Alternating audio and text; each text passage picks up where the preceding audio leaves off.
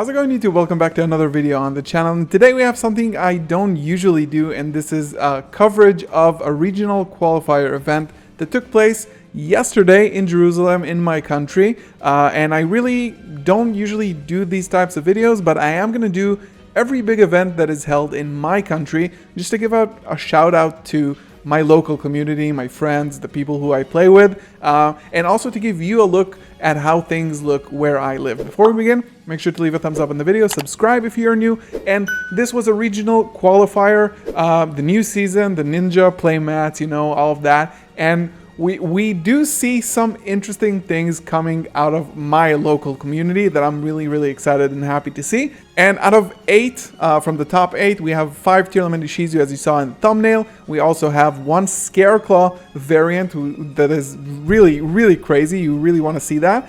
We also have a Dragon Link player taking the 2nd place, and we're going to get to that in a second. And of course, we have a Flandreese player. How can we have a top 8 without it? And let's just kick it off with the 1st place winner, Ben SALACH, taking this deck that you see here, and you also see the card highlight, the Chaos Hunter. So this is a Kashtira-Tearlaments deck list with the Ishizu, of course. And I think this is the first time that I'm seeing this kind of variant. And another really interesting thing is the Chaos Hunter in the main deck. So you're not seeing any Bestials here. You're seeing Chaos Hunter. So what we're seeing here is pretty new to me. And I really wonder if it's going to be like something that is standard.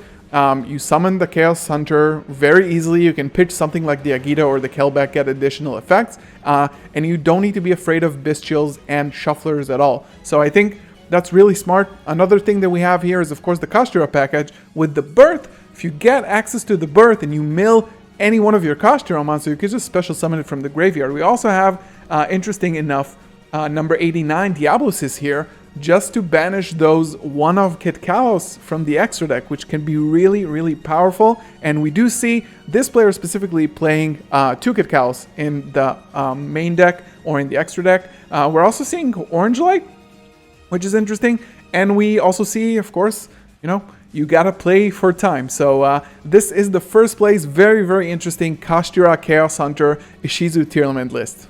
And in 2nd place, we have N.CASPER with Dragon Link. We're still seeing Dragon Link managing to get those top cut places. And again, kudos to Nadav for doing that. We're, of course, seeing the Bestial package here. We're seeing a lot of Bestials. And, of course, 3 Lubellion, which is a real powerhouse to the deck. We're also seeing the Chaos Dragon, the former prize card, which is like, honestly, like $75, the Dragon of Armageddon, the Pendulum monster, which is crazy. Veiler's in the main deck, really interesting. And of course, the Quakey Meru Drago in the side deck, just to lock out those tier players out of summoning dark monsters. So really cool and interesting to see Dragon Link taking the 2nd place here. And we have another Tearlaments Ishizu. We're going to have a lot of that. We have all BARBI here on the 3rd place. Again, seeing more play with the Agitos, playing 2 Agitos, the Bestial package, of course the Dogwood in the side deck. So pretty normal stuff, I would say, pretty standard deck list. I think playing for that Agito for the extra mills is really nice. And we're also seeing Underworld Goddess of the Closed World, just to get over those big bodies, you know, a Borderland Dragon or something that you can really pass with a normal Tearlaments board.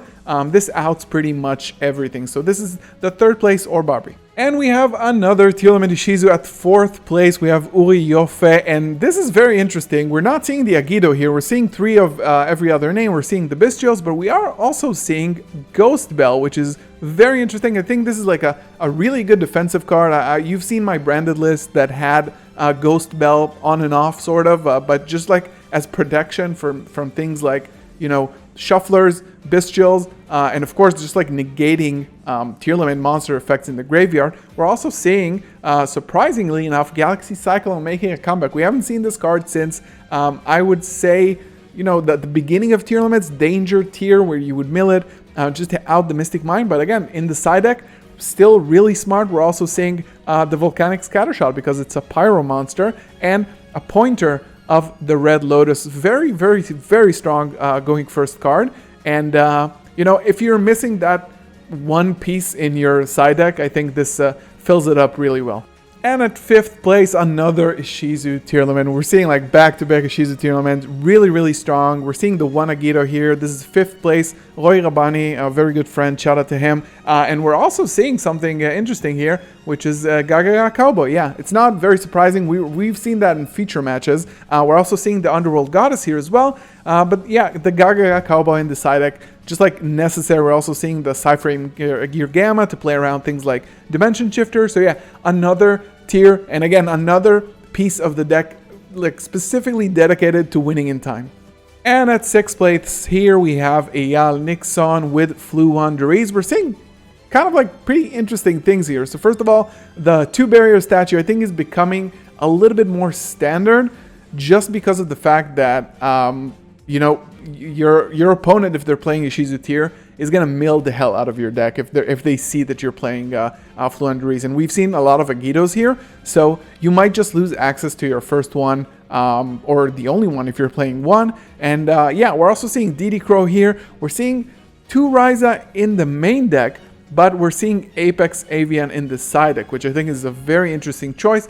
And you know, 3-dimensional fissure, such a strong card. We're also seeing Evenly and the one of Pot of Extravagance. So really cool, interesting, very standard Flu-1 Deriz list, making it to a 6th place. And probably the craziest list you're going to see today. At 7th place, we have Gleb CHEKAN with this Scareclaw, Kashtira, Bestial, Adventurer, pure going second, I assume, blind.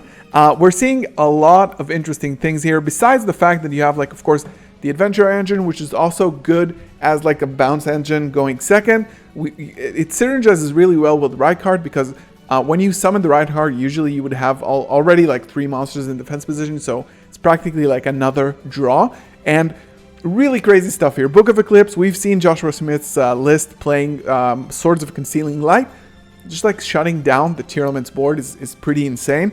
Lightning Storm, we're seeing 3 Arrival, 2 Straddle, which not a lot of people play. Of course, Change of Heart, and Ultimate Slayer. Ultimate Slayer is making it to this deck list. Another interesting thing here, besides Ultimate Slayer and a lot of like good targets in the extra deck, Scareclaw doesn't really need a lot of its extra deck. It's mostly going for the try-hard through the light-hard, and that's basically it. You should have control there. So you have a lot of flex spots just to play a lot of Ultimate Slayer targets, and that's like a very good thing to notice as a Scareclaw player. We're also having a non-fusion area as a going first, just like shutting down everything that is fusion. You know, this deck seeing the list, and if you play against it, and if they win the die roll and tell you to go first, you know, you might make them go first, and then you just get non-fusion area and another floodgate, which is different dimension ground. So really interesting to see this very, very creative deck list that we've theorized on like in our friends group for a while, but seeing it in action and topping a regional is really, really awesome.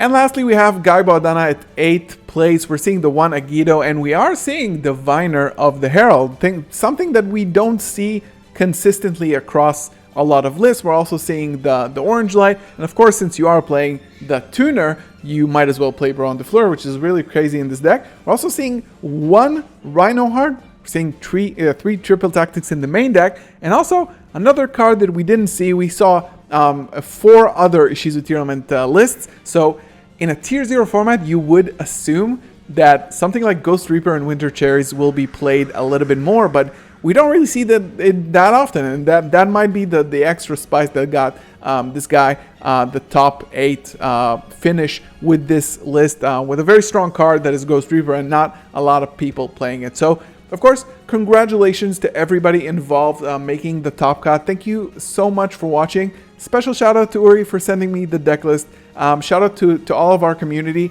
I'm going to be doing these type of coverages only for my local community. So if you are interested to see some remote parts of the world and not like Central Europe or North America, you can see them here every time we have a tournament. Thank you so much for watching again.